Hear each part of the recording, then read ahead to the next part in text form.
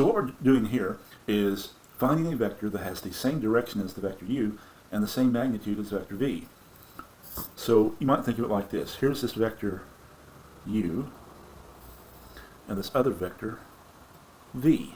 What we're trying to do is scale this vector so that it has the same magnitude as this vector. Change the magnitude or length of this vector u so that it has the same magnitude or length as vector v. So the simplest sort of general way to do this is to normalize this vector. What do I mean by normalize? I mean scale it so that its length is 1. Either shrink it or stretch it so that its magnitude is 1. In other words, find the unit vector in the same direction as u. Then the resulting unit vector is really easy to scale. All you have to do is multiply that unit vector by whatever length is desired. So let's try this.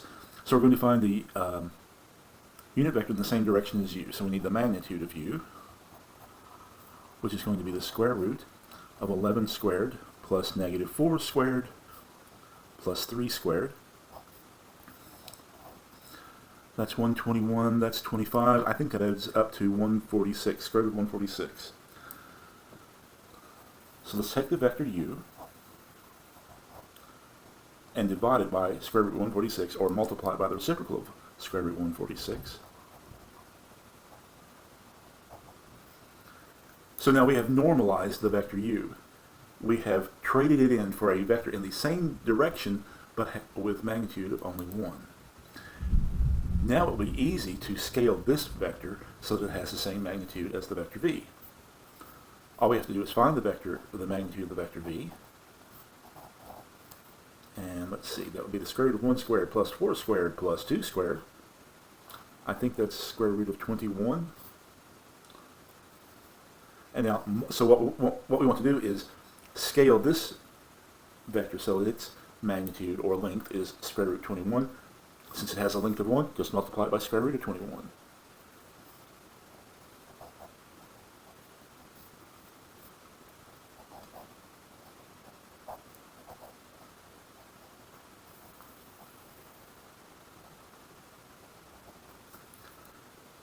And that's the answer. Root 21 divided by root 146 times the vector 11, negative 4, 3.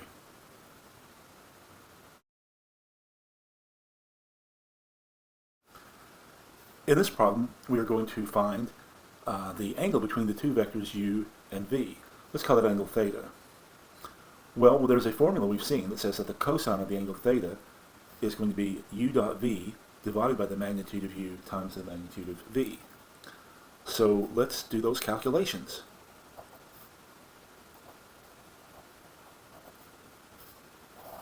We need to find the dot product of 1 and negative 2, of 1, negative 2, and the vector negative 5, 1, and then we need to divide by the product of the magnitudes here. So the magnitude of u is going to be the square root of 1 squared plus negative 2 squared is 5.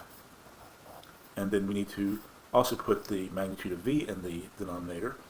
The magnitude of v is going to be the square root of negative 5 squared plus 1 squared. That should be 26. And if we multiply this, if we do the dot product, we're going to get negative 5 and minus 2. That would be minus 7 over the square root of 130. And so theta then is going to be the arc cosine, or inverse cosine, of negative 7 over root 130. You might recall that we said that since the cosine of this angle is negative, that the angle theta between these two vectors is actually an obtuse angle. It's bigger than a right angle. Now we're going to find the projection of the vector v onto the vector u. Well, the formula for that is the dot product of the two vectors, u and v, and then it's going to be divided by the vector u dotted with itself, and then times the vector u. So remember that the angle between u and v is obtuse. It is larger than a right angle. So in this projection, remember the way we've described this in the past is we imagine a light source shining down on the vector, actually on the vector u, that would be at a right angle to the vector u, and then the projection of v onto u is the shadow of v on u. Well, this shadow is actually going to be over here, and so that shadow would be that vector over here. Again, the light source would be like this. Okay, so let's see what happens.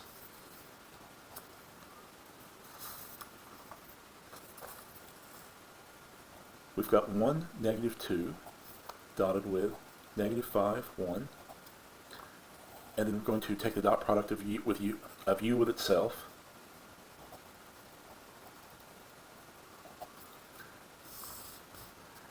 And then we're going to multiply that scalar that we get by the vector u.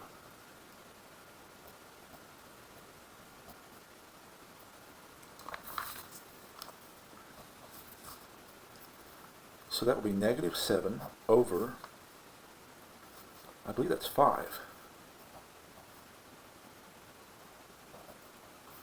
So that would be the vector with x component -7/5 and y component 14/5, I believe.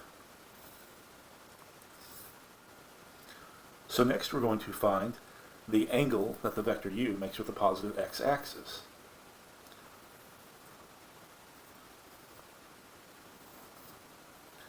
If we were to sketch the vector u on the xy plane,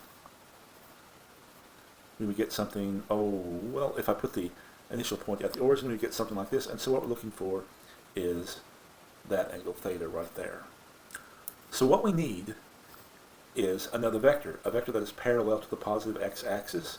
So let's take the vector 1, 0. That's a vector parallel to the positive x-axis. And so what we'll do is we'll find the angle between this vector and the vector u. So that means we will have that the cosine of this angle theta is going to be equal to the dot product of u with the vector 1, 0,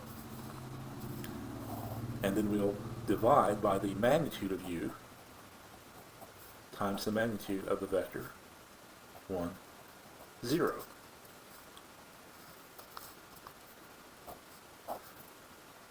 One -2 dotted with 1, 0 is 1. The magnitude of the vector u is the square root of 5. The magnitude of the vector 1, 0 is just 1. So we get 1 over root 5. The cosine of the angle theta is 1 over root 5. That tells us that theta is equal to the arc cosine of 1 over root 5.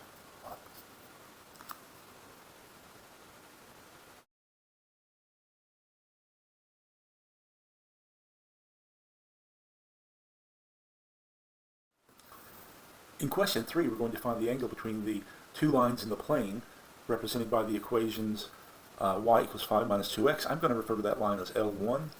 And then the other line has equation y equals 3x plus 1. I'm going to refer to that line as line 2. So in order to find this angle between these two lines, we need to know something about the directions in which these lines lie. So I'm going to talk about the direction in terms of the slope. The slope of this line has slope -2. This line has slope 3. Now, how am I going to turn that into a vector, which is what we've been working with? Well, remember that when you have a slope of -2, you can think of slope this way. If you're going from this point to this point, you're going down 2 units and over 1 unit.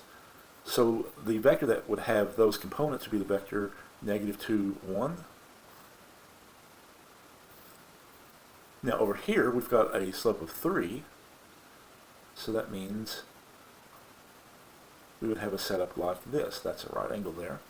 And so a vector that goes in this direction might be, say, x equals 1, y equals 3. And I think I made a mistake up here. That should be actually 1 and -2. Notice that what you can always do is just put the slope in the y component and 1 in the x component. Alright, so we'll break out the formula that we've been using. Cosine of theta is equal to this vector dotted with this vector.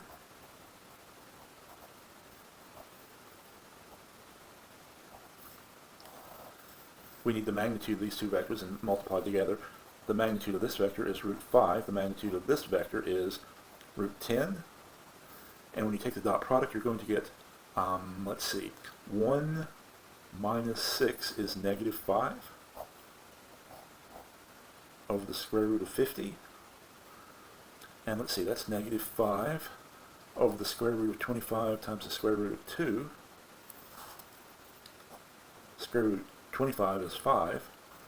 Those cancel out, and we're left with just 1 over root 2. So the angle theta is going to be the arc cosine of the angle negative 1 over root 2. That turns out to be 3 pi over 4.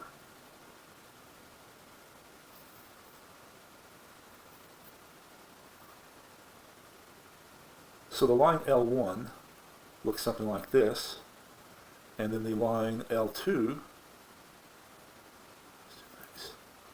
looks something like that.